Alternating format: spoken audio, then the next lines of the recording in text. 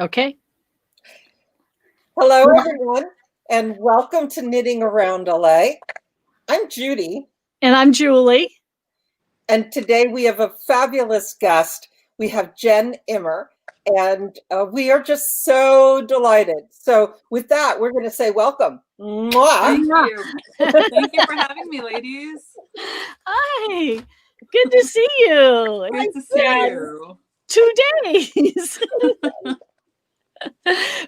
because we know Jen, and Jen has actually been on before when we did the yarn crawl in 2019. So we're just happy to have you visiting with us. Yeah, me too. That was such a blast. I love doing that. I hope we could do it again. And of course, so we're all wearing Childrenoftherice products because we're here to talk about children and actually other things. Jen's other things.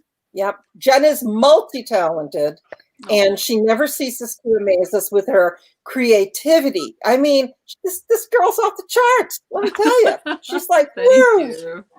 So we're big supporters. We're big fans. Like, and I think we've known Jen for a little bit now. She's a member of our knitting guild.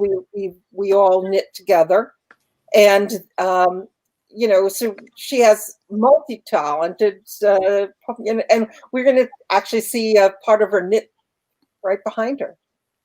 Oh, yeah. Yeah. Mm-hmm. So you want to,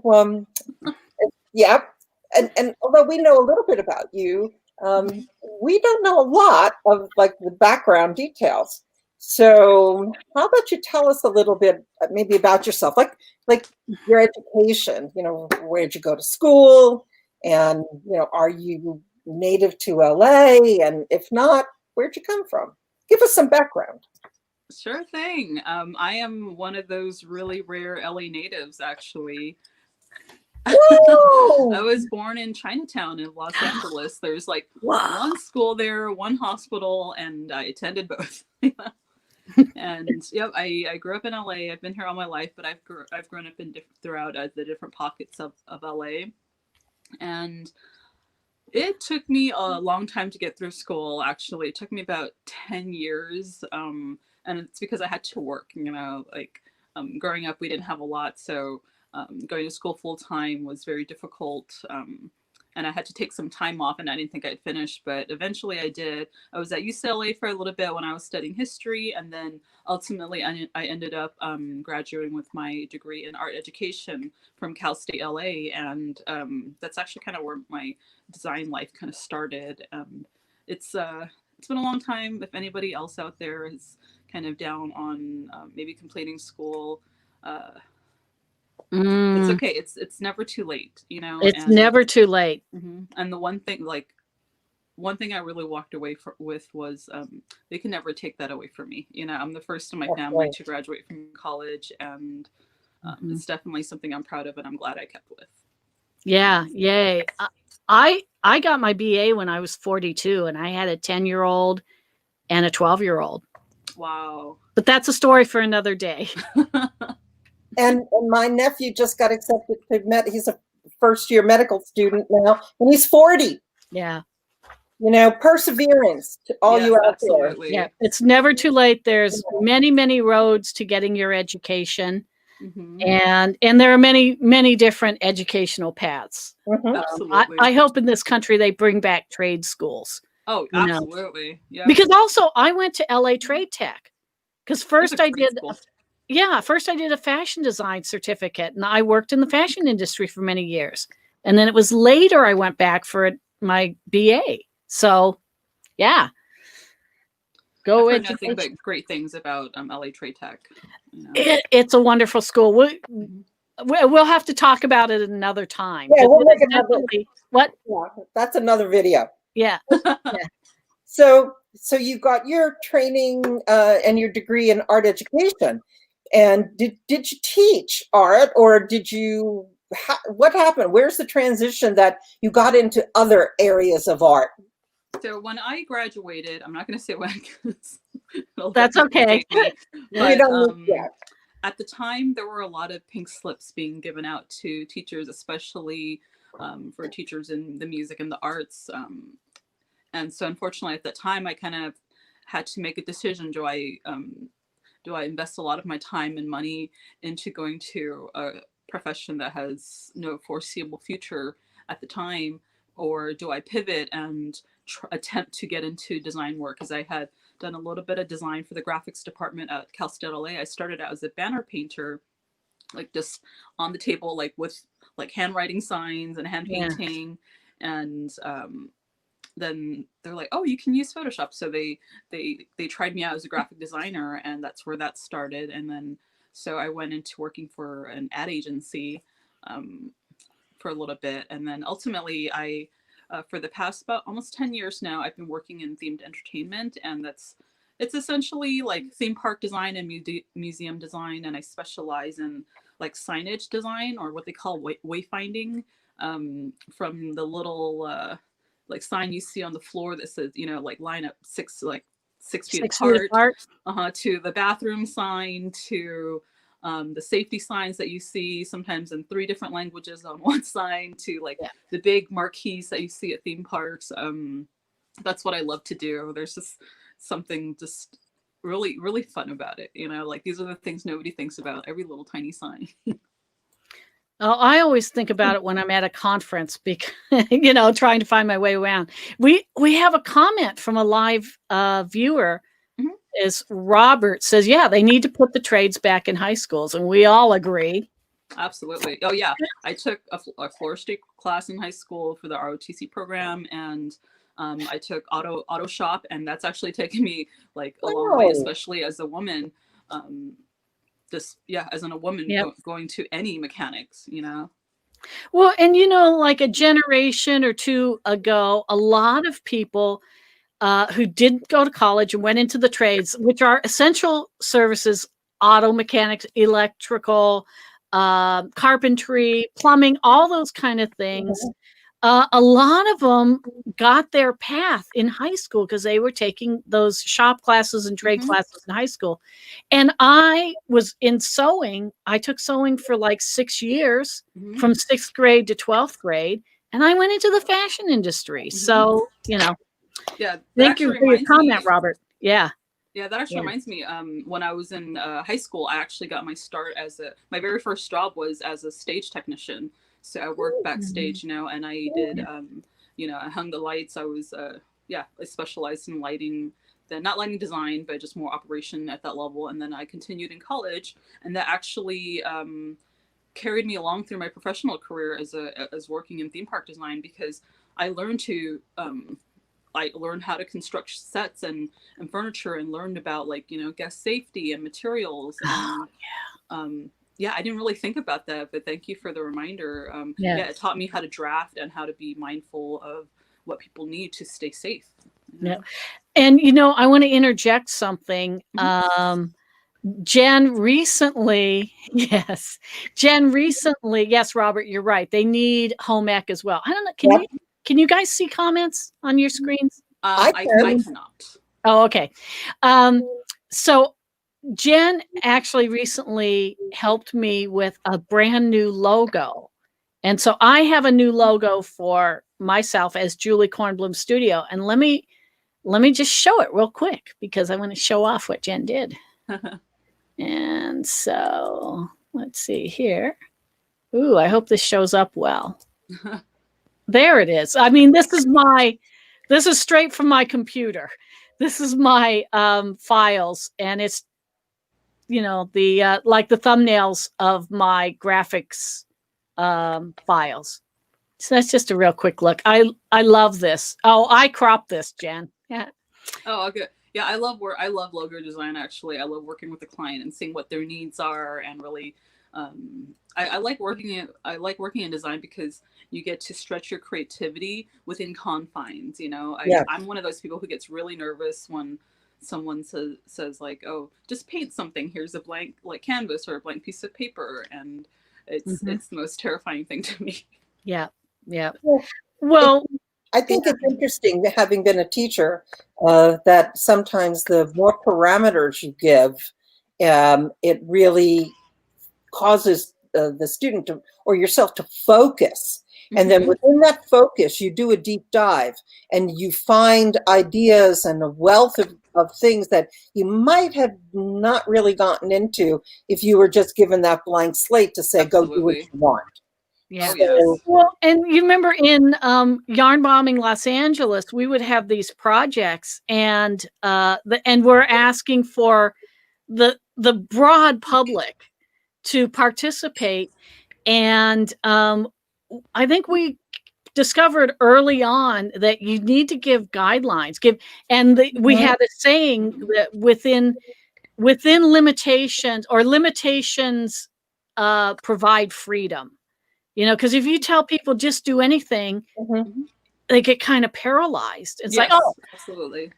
Give us a rectangle that is so much by so much and use these 5 colors. And then sometimes you get back things with 9 colors, but that's okay. Because some people always need to break the rules, and then you get this great creative stuff.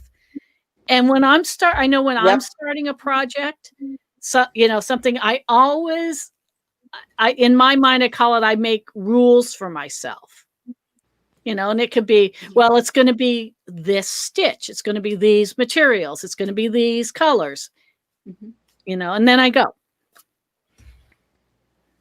Yeah, I think that's what's really fun about like knitting and crocheting for me, because even though I can see a pattern, I like to look on Ravelry and see like what other people have come up with, like maybe there are different color choices, and then even though I might not copy the same thing, it really inspires me to do my own. It's like, wow, I didn't realize I could use these colors in this way. So tell us now, we got a little bit about your art background. How did you get involved? You brought up the Fiberworld. Where did you get started with that? How did you get started? So with Fiberworld, actually was just attending. I just wanted to see, that was kind of the first major like kind of virtual kind of fiber festival that had happened, and a lot of things were being canceled, like our LA Yarn Crawl was canceled, and so Fiberworld, I found out about them a little too late to actually apply, but I attended all the days, and I wanted to see what a virtual experience was going to be like. And that was because it was the first one. There were certainly like technical difficulties, but I still think it went really well.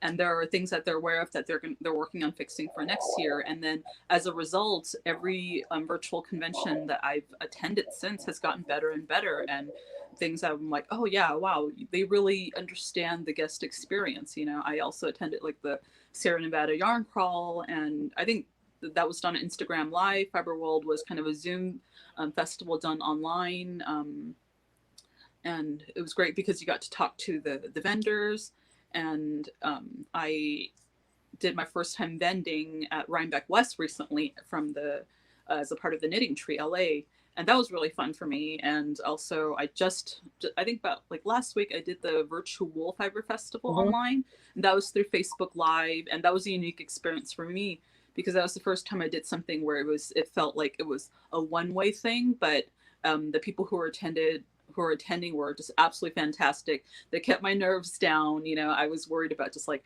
talking to like the computer by myself, but having that kind of interaction, even just through the comments, was really wonderful. Oh yeah. Well, yeah. I mean, I don't know what that would be like. I haven't experienced just talking to the computer, by myself, because I know I've spoken, but it's always been a live audience. You can at least see people sitting there. And I have to tell, I'm struggling with the virtual fiber festivals. Fiberworld was, I don't know.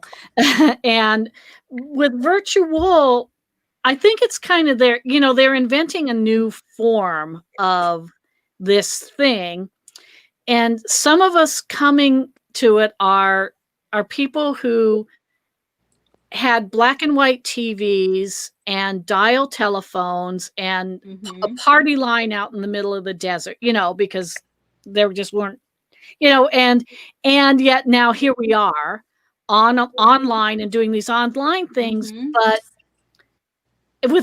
so I go into these things and I'm like, is this what's supposed to be happening? And Fiberworld,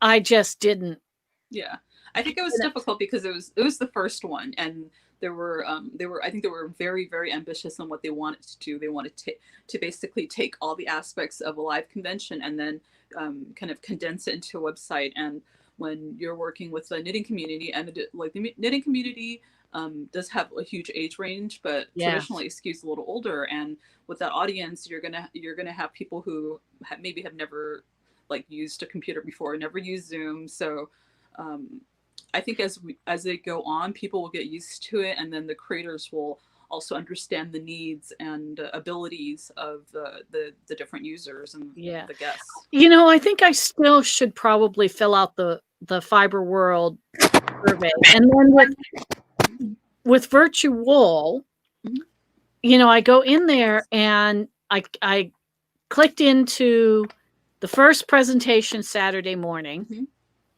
And so I'm watching that and everything. And then when it was over, so my thing is, am I missing something, or is this what it is? And then there's nothing. I mean, it's like, in a sense, dead air for 15 minutes. And then I don't know if I was participating with Facebook correctly, because then it was hard for me to find when the next live thing started. I didn't get the notifications like, I had to go searching for them. So it's kind of like, is it me? Am I old? Is there something I don't understand? And these producers are not that good with didactic information.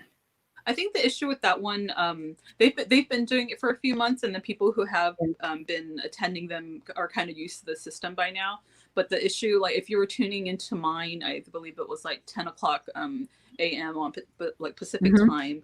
The problem with, I guess my session was the actually session prior, where things didn't get worked out technically. Like we were able to do like a pre-call setup here just to test some things, but unfortunately the vendor before me didn't get that opportunity. So therefore, like their stream didn't happen. Or it did, but on their own platform, and they weren't able to sync it up, unfortunately. So that's why there was dead air. But for the rest of them, like they all started on the hour. You know, there was but there was no like. It's not like there was an MC in. It was just all these separate individual presentations. Okay. Oh, I got quite a few texts about that. They're like, "Where are you? Are you on? I'm here." And I'm like, "It's not my time yet. Just hang around for a few more minutes." Yeah. Well, I totally understand. Yeah. And so I'm going to do stitches at home this coming weekend. Awesome. And, you know, we'll see. I'm getting better at being an attendee, but you know, it's also the XRX events people. They've been doing in-person shows for a very long time. And the people who are new at producing shows, the one thing, you cannot assume that anybody knows anything. It's like you have to put out didactic information, because you don't know which person walking in has never been there before, or, you know, anyway. But that's actually a huge part of what I do professionally. Like when it comes to signage, you know, you cannot assume that everyone's going to understand English, you know, or be able to read English. And so you have to like convey things in a very pictorial way. But number one thing is guest safety and guest understanding, and there are so many different ways to communicate. But yeah, you're absolutely right about that. You have to assume that not everyone's going to get it, and you have to not forget about them, but you have to understand that it's like, okay, ask yourself, how do we communicate to them? Yeah. Well, you know, and I mean, I've been to a few stitches, and every event, let's say Benjamin is the CEO of XRX, and he'll come on stage to open the event. Every event that weekend, he comes on the stage and he'll say hello, blah blah. And he says, "I'm Benjamin, by the way. I'm the CEO of XRX," because he doesn't assume that at the student banquet on Saturday night that everybody in the room was at the opening day on Thursday, the fashion show on Friday, you know. And anyway. Yeah. Well, that's an exceptionally valid point. What I encourage people to do is like, if they do have issues with something, or I always tell people like please like contact the vendors or like contact the organizers, because they're more than happy to hear and like accommodate. But sometimes it's one of those, if nobody tells them, they're not mind readers, unfortunately. Yeah. But if you say, it would be wonderful if we can have an MC or someone announcing like just check back every hour on the hour for the next vendor, because let's say the vendors stop streaming at 10:45 or like 45 minutes prior. before the hour. Exactly. Yeah. So I absolutely agree with you on yeah. that one. And then there was a black window, and it's like, you know, yeah, what, it's like showing up to school on Saturday, basically. am I missing something? You know, yeah. But anyway, I think, you know, this is what teachers now have had to learn to do, because, you know, if this is a new system, this is a new world. So, you know, where, you know, formerly teachers were in front of a classroom and you interacted personally with all the kids, that's, you know, it's a new game now. And I think you have to learn to adapt. And I think they're trying. I think all of these vendors, you know, XRX, and, you know, everyone, it's going to take some time to work the kinks out of it, to figure out how this thing, how can we really make it the best possible experience, both for our, you know, instructors, our vendors, and our viewers and participants. And that's not going to happen until there's some pitfalls and they have to learn from that. So, exactly. You know, I think we just have to cut on the slack and go with the flow. So from I have to give a shout out to teachers and all the parents now, dealing with the kids at home, but definitely, especially to the teachers, like you guys have done such an amazing job. Oh my God! I can't imagine it. Can't imagine. Yeah, they're busy adapting. So I mean, so for the fiber festivals, for people like me, I would say go ahead and go to one, dive in and struggle through it, and you know, try and go with the flow as much as possible. Definitely check them out, because so one of the great things about like this whole online system, being stuck at home, is, you know, I got to attend fiber festivals and meet stores and designers from across the country, you know, people I would have never been able to interact with before. And even within our own like knitting group within the Knerdy Knitters, I would have to work late, and then I wouldn't be able to attend the meetings because they were at night across town.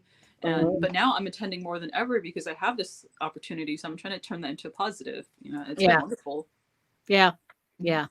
So even for traditional groups, I mean, that art, like you mentioned about the guilds, I mean, keeping this, you know, system where we can Zoom might be a really good thing, even when we can get back and mingle in person. You know, maybe keeping some elements of this will be really helpful. Oh yeah, I think so. Yeah, we've got people like from different states attend. And, you know, it's really wonderful. Absolutely. Absolutely. Yep. So, well, getting back to you and what you do. I love this conversation. Because, you know, Jen, it's all about you today. So let's focus on you. And, you know, we showed these sort of at the beginning of the show, our earrings. I'm gonna show some of mine here, because I'm a proud owner of a bunch. I don't know how well you're seeing. Go up, Judy. Pull up. Yeah. I have to say, Judy has an incredible collection. These two have been such amazing supporters. Yeah, I have a bunch of your lucite ones, and I have two pair of the leather ones that you've done. Do you want to tell us about that? Because obviously I love them. Julie does as well. A lot of your you know, people that purchase from you love them as well. How do you do these? What made you get into getting the laser cutter, and how did that come about?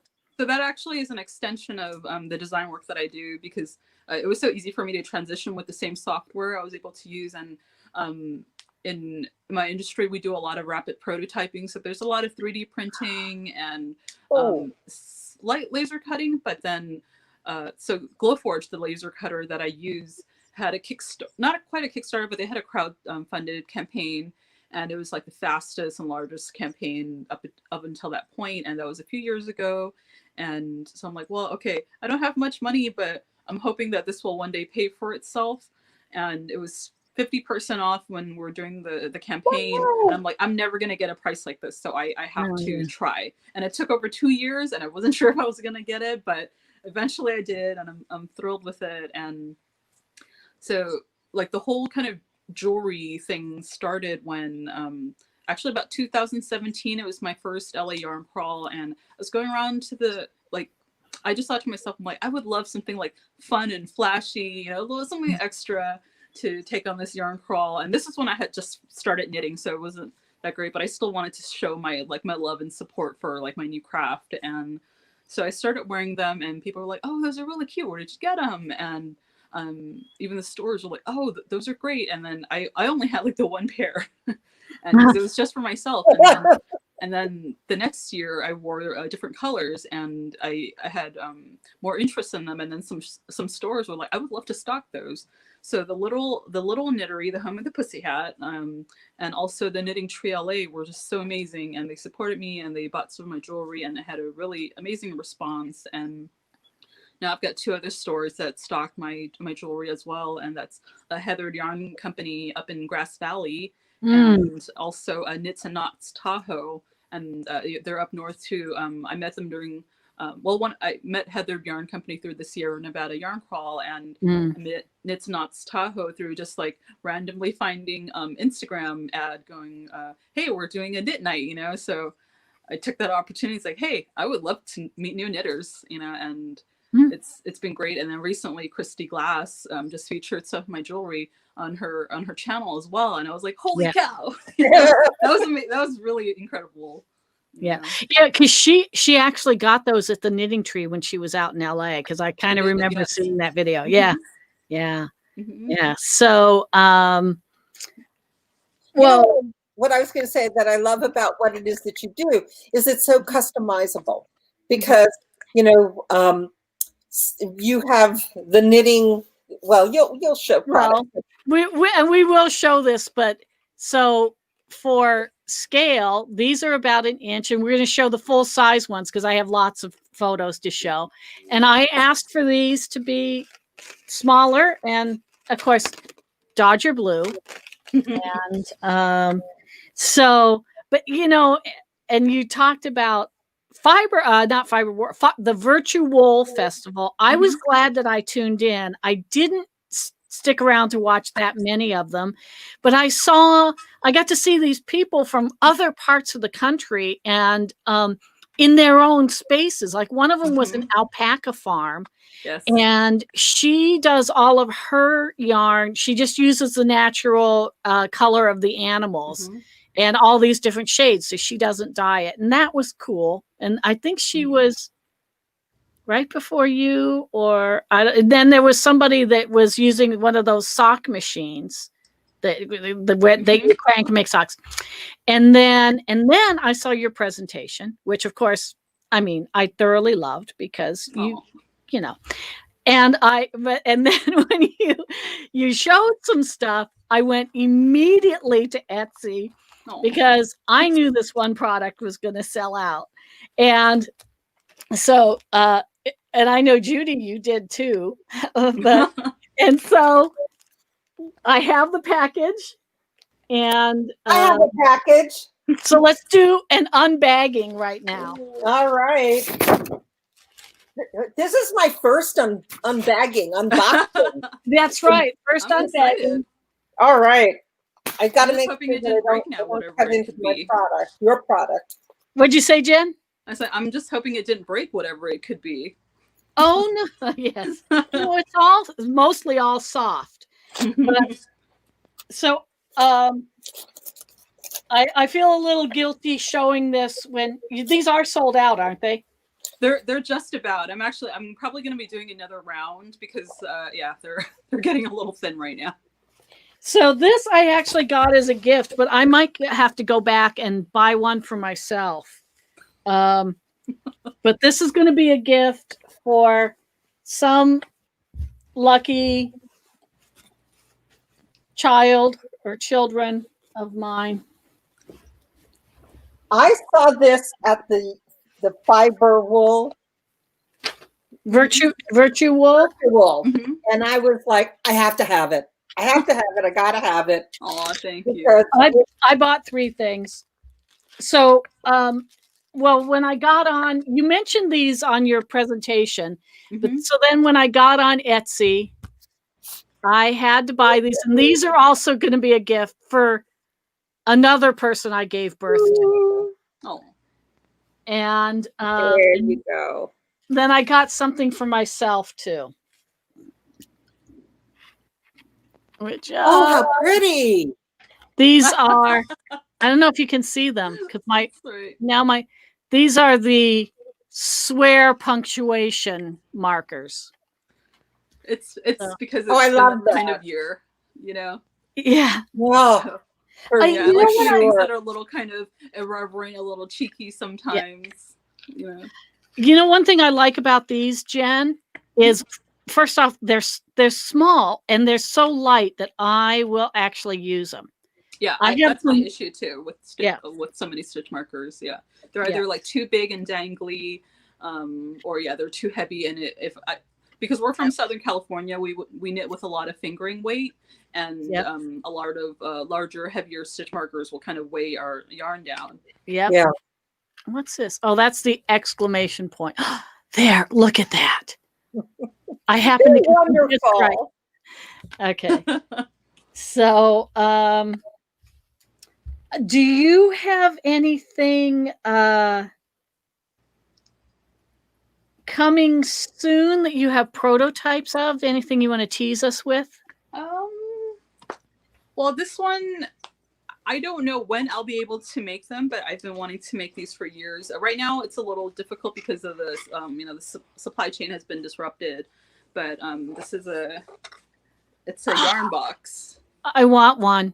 Oh, wow. So it's got my logo, but then it's customizable. And what they were saying earlier about being able to customize your jewelry, because I'm a graphic designer and I'm not outsourcing these, with the exception of the tote bags, actually. But everything else, I kept by myself, and I use like really high quality material, and they actually take quite a while to make because I have to use an X-Acto knife and like weed every single piece out there, especially with the stitch markers, and I'm making every single one by hand, and it's a lot of work, but it's a lot of fun, and everyone has been just really amazing and supportive. Yeah. But and here you go. Here's the side. Is that that's fabulous. And got a ruler and knitting gauges. Oh yeah, love it. Oh, here, shall I make you bigger and then you hold it up? Oh sure. Yeah, let's have her do that. Okay. I love that. I was hoping to have some for Stitches SoCal, which was supposed to be this weekend, but of course, COVID happened and we weren't able to do that. But that's fine, Jen, hold that up again. So where it says Children of the Rice, okay? If you wanted to order a box like that when you do produce them, you could have something customizable there as opposed to Children of the Rice. So it could be a store logo or your personal logo or an image. Cool. Okay. Oh, so stores could order that. I love that. Love it. Love it. I think that's genius. So now shall we show the array of pictures? And you said that these are things that are available now. I couldn't decide, Jen. I used almost everything. Yeah. If there's something that you saw in the photos that you don't see on Etsy, just shoot me a message on Instagram. I'm at Instagram at Knitting Takes Balls, but the Etsy store is Children of the Rice. And I'll get into that a little later. I know it's a little weird, but and I think as Julie shows the product, you could talk about them. Okay. So for this one, hold on. Let me go back to the start. Hold sorry. Sorry about that. I started in the middle. So and here's again another example of Jen's design. this promo that she did for us for Instagram. And there's the full size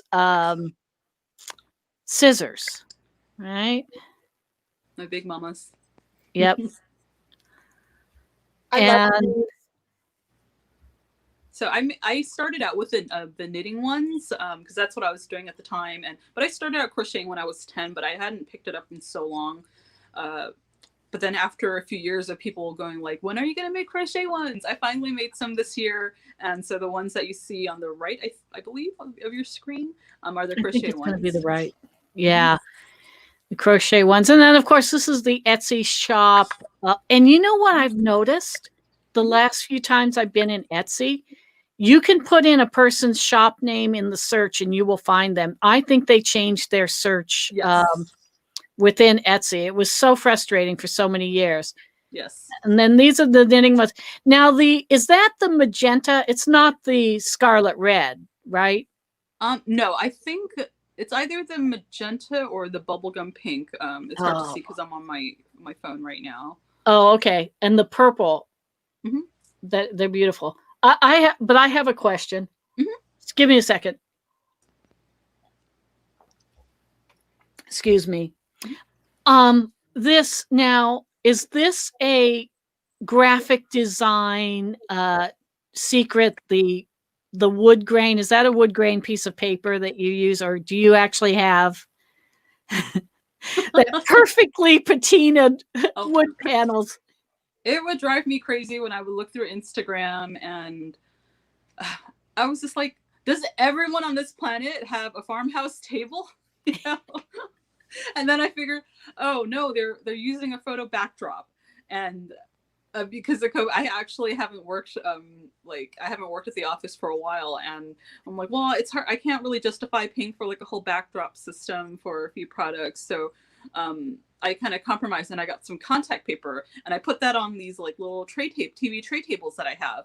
And that's perfect because I could just bring the whole thing out on my porch and just set up my jewelry, and no one's the wiser. Oh, and you shoot in daylight, so you don't have to have a whole bunch of lights. Because again, of course, your photos are gorgeous, but that's our, brilliant graphic designer. And you just snuck a little skein of yarn in there. Because I know these, I was telling Judy this morning, these photos are beautiful. What you did. Yeah, you could definitely see like the evolution of photos. Like there are some ones that I haven't updated yet, and it's like very clearly before she figured out natural light and contact paper. So, well, I like this one. I like this wood one. It looks like it's just a regular tabletop, like a laminate tabletop. But anyway, and so then here are the skeins. And I like that you have this wood material as well as the lucite. Oh yeah, I love those. I can't decide which ones I like more. I'm definitely like a neon girl, obviously. Oh yeah, you guys have seen my designs, and yeah. And there's the color. So these are the needle sizers. And Judy, you have tiny little numbers etched. I have both of those. You have two of them? I'm proud owner of both of those. here's my lobsters, and here's my kitties. All right. So yes, I have them. I adore them. And there's the oops. There's your woman sign, and more scissors in a aqua color. And I have mine in the bubblegum pink, which I love. I love them. Thank you. Oh, and that's where these scissors aren't the ones on the screen are like, what are they, about 2 inches, 2.5? Yeah, I've got some that are like about 2.5, and then I've got some that are about like an inch and a quarter. Because when I was wearing them out, people were like, oh, I really like those, but I'm not really someone who wears a lot of large, flashy jewelry. And they're like, could you make it smaller? And because I do these myself, I'm like, absolutely. You can see the size comparison. So here's my scissors. And I was one of those people that said, oh, make them a little smaller. And now, Jen, I'm going to come back to you and say, I want other ones, make them bigger. Yeah. Well, and I got these. the standard yarn balls, and mine are about 1.25 inches, which was a special request. So, and then here's more things that I love: stitch long and prosper. Thank you. That was actually a request from someone, and I started doing a tiny little bit of like kind of embroidery, and I had a friend who said, who's like, "Can you make one of these? I would love my logo on it." And I made one for her, and then people like them, like, "Oh, can you put this image?" And again, of course, I'm happy to accommodate. Yeah, I would love to. You know, what would be a great picture is to see this. Have somebody have their whole palette of embroidery floss on there. I can show you privately, actually. Yeah. Oh, okay. That's actually on Etsy. I think it's on the second photo of my other one. Which the embroidery floss holder? Yeah, I have two right now. It's a Stitch Long and Prosper, and also one that says "Bitches Get Stitches." Oh yeah. And then we got I love the centimeters and inches. That's a good nice long 3-inch earring. The knit fast dye warm. I have one of these. I hate to say I don't know exactly where it is because I have so many gadgets that I kind of collect gadgets. I'm the same way. And then the needle sizer and ruler, of course. Wonderful items. And then I've got a bunch of the stitch markers we can look at. We have the lady parts. We've got the lady parts, what I call female trouble. And great. I just put them together with the sports because I just thought they should go together. Well, naturally, I did play a lot of sports growing up. Oh, yeah, two different sets of sports, and those are wonderful. And these are oh no, not all holidays. This thing. Oh, it's all for this is food. Thanksgiving, yummy sweets, and then yummy sushi. A lot of this came out of like things I only actually started doing stitch markers during like our time of COVID, because I'm one of those who I am high risk, so I haven't been anywhere. I haven't gone to a grocery store. I have things delivered, but there's so many things I just absolutely miss, and so this was a way for me to kind of express that. Yeah. But yes, please send pumpkin pie my way. Oh yeah, and so okay, I have to say I'm not so. I allow PowerPoint to help me with design, and PowerPoint chose to make the dreidels the biggest here. I'm not at war with. Oh, never mind. I'm not going to say it. I am at war with certain holidays. But these are my dreidel earrings that I bought from you last year. Love them. So for those of you who followed along last year when I made the dreidel earrings, it's because my husband is Jewish and we do celebrate Hanukkah at home here. And so I am very close with my in-laws. And so something I was looking around for, like when we were trying to look for Hanukkah items at the store, I'm like, what you almost never see is, well, you only really, if there is something, it's a tiny Hanukkah shelf, and that's all there is. It's like the same items every single year. And it was kind of a sensitive topic for me because I'm not born Jewish. I'm not Jewish. But then it's also when you go in a store, everything is very, let's say, red and green. And so I wanted to offer something, but I didn't want to profit from that either. So that was something that I struggled with. But I also want something for people to like, just some variety. So I decided to make the dreidel earrings last year, and I donated all the profits to the National Council for Jewish Women. So that was my way to provide something a little different, but also not go like and try to be a little culturally sensitive, and still donate some money. And so this year I wanted to make some stitch markers. Yeah, there they are. You can see them in the photo. Oh yeah, I love them, and these are so cute. They're just I like your style on all of these little images that you create as well. I'll be doing the same this year too. I'll be donating I think I'm going to be splitting it between like the ACLU in honor of RBG and as well as National Council for Jewish Women, and like great. My my husband taught my family how to play with dreidels for the first time last year, and it Oh. was just absolutely hilarious and awesome. Oh yeah, yeah. These are great. Tell These, us about these, Jen. Huh?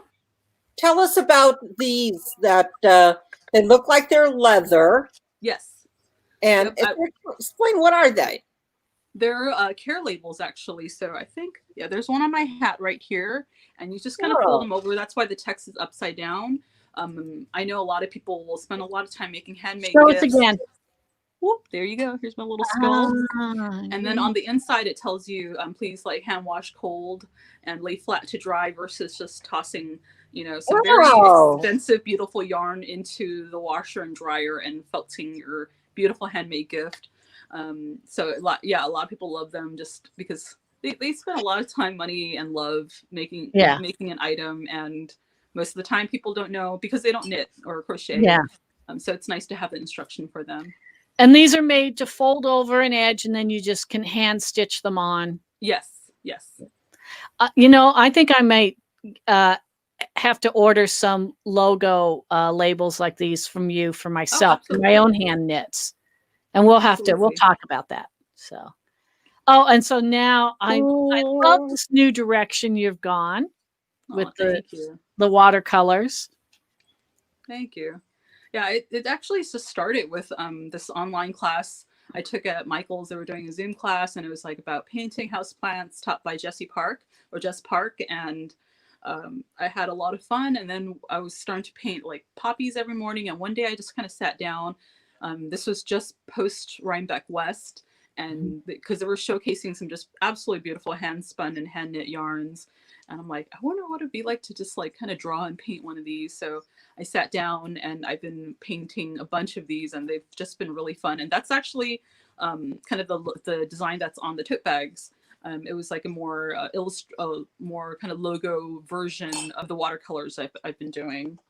We have a question. Mandy Shoemaker, first off, says she loves your, I hope it's she, pardon me, Mandy.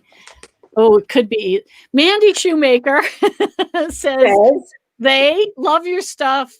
So cute. And how do you wash an item with the leather label? You know, I only on Etsy and online, I recommend that people only use them for kind of low wash, low stain items like hats or cowls. It's more, it's I would say mostly decorative, but the leather is fine. So what I actually do with each leather piece, because it's burned basically, it creates a soot. So what I have to do is I have to use some soap and water and a little toothbrush dedicated to cleaning, and I cleaned every single label. So they're fine. They're not going to shrivel up too badly on you unless you're constantly these are for very low wash items. I wouldn't put on a sweater or socks, really. Right. Right. Not something that you're going to have to wash every week. Yeah. But because a hat you don't wash very often. Right. Exactly. Maybe and I mean, even my sweaters, I take my hand knit sweaters to the dry cleaner, but not that often, you know. I don't take them that often. They'll survive like a hand wash. Just be like kind of gentle. I mean, just like you would with your handmade piece. Just be a little gentle. Just like you can throw like maybe a sweater with leather elbow patches in the wash, but be very mindful of how you're washing it. Of course, it'll be okay. Okay. Well, and so this is actually our last slide, and there's 6 of these in this image right now, but you have a few of these on your Etsy shop? I've only got one right now, but I'll be probably listing them a bunch more. I've got some here to show, actually. Oh, okay. So let me change the screen. Yeah, I've just been loving doing these. Oh, yeah. Well, they're, of course they're gorgeous. Slow down, Jen. Slow down. I've got too many. We can't appreciate them when you just flip one on top of the other that fast. That is entirely fair. Yeah, I'll be putting most of these up. So this is the one that's up on Etsy right now. Are they each hand drawn individually? Yes, they're hand drawn, hand painted, hand inked. Yeah, this one's one of my favorites, kind of like funky fall inspired. I think I want to give them names now. Like, I love that and palette. the first one I made, I was like, this is basically the closest I'll ever get to be able to like hand dye and hand spin, because I think my husband would kill me if I took on yet another craft. Oh yeah. So. Oh wow. So yeah, I always love like really bright colors. You take a skein of yarn and just retwist it, and I actually find most of these online. I'll look for hand spun yarn and kind of reinterpret them. Like a lot of my inspiration comes from like yarns from like Knit Collage and like the Malabrigo Rasta, because I just love how chunky they are, and the way they twist and then kind of undulate, and every single one is different. And I feel like I'm sure every like fiber person it's kind of like, well, I don't really actually want to make something with this. I think it's just really pretty, like just kept in that little hank, and yeah, that's my love for that basically. Well, and I mean that's how we end up with all these single skeins of a yarn. Yeah, you know? It's like I just love it in the skein. I love looking at it. You know. Mm-hmm. Yeah. Absolutely. Yeah, I just love how they feel, and especially the really chunky ones. Mm-hmm. Well, that's exactly what I was going to say about when you showed those drawings and with the paints, that I want to squish them because you really feel, you get a really good sense that they are a tactile thing, and just like when you go to a yarn shop and you see those skeins of those big chunky yarns, I mean, it's a touch me, you know, like squeeze me. It screams it, and those drawings do too. I love them. I love them. Thank you. Love them. Yeah, well, and it's one of those things that came out of things I just really missed during COVID. Like I miss going to a yarn store and squishing that yarn, Yeah. Mm-hmm. Well, one thing about those skeins, those chunky hand-dyed skeins, is the visual texture, and you captured that in these paintings. Oh, thank you. Very appealing. Yeah. Oh, yeah, I'm on a quite like a very thin yarn budget, so this is my way to kind of live vicariously through my art. Yeah. And it takes up less space too. Oh yeah. Oh, definitely. But if you do have the opportunity, I highly encourage you to support like the many hand dyers and designers and small shops out there. Support your local yarn shop when you can. I'm hoping to the holiday season. I've been like saving up for this kind of holiday season. Mm-hmm. Oh, for sure. Yeah. So COVID actually, in some sense, gave you sort of a new direction with your work. Oh yeah, definitely. It gave me just kind of a fun kind of kick in the pants. I've been, like when we're at work, we're working really hard. All we want is time off. And when we have time off, forced or not, all we want to do is kind of get back to work. And we just seldom have time to really stop and enjoy it. So I try to mentally, I'm like, everyone's going through like stress, anxiety, and depression right now. And I really kind of just really needed these outlets. And they've been great keeping the stress level down. Of course, not all the way, but I think. But you started this process with the watercolor, right? That free watercolor class. Yeah, absolutely. Yeah, check out Michael's online classes. They've got so many of them. Mm-hmm. Yeah. Well,